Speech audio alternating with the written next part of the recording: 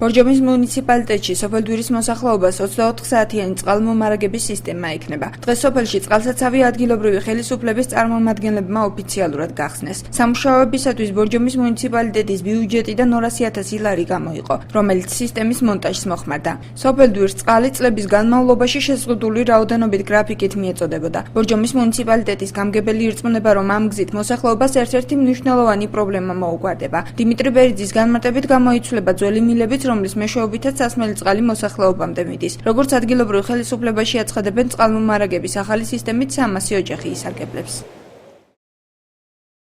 300 ოჯახი დაკმაყოფილდება ამ წყლით და ასევე დანარჩენ სამსოფელსაც, რომელიც არის ტაძრის ისაკირი და გვარი გამოუთავისუფლდება ეს წყალი.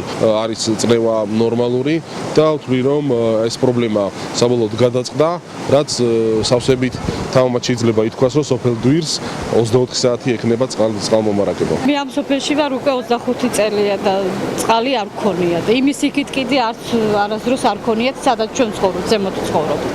ძალიან კარგი საქმე გაკეთდა, საშვილიშვილო საქმე გაკეთდა მართლა. ღმერთმა გაახაროთ, ვინც გააკეთა და ღმერთმა კიდე ბევრის გაკეთების შნო და ლაზათი მისცეთ.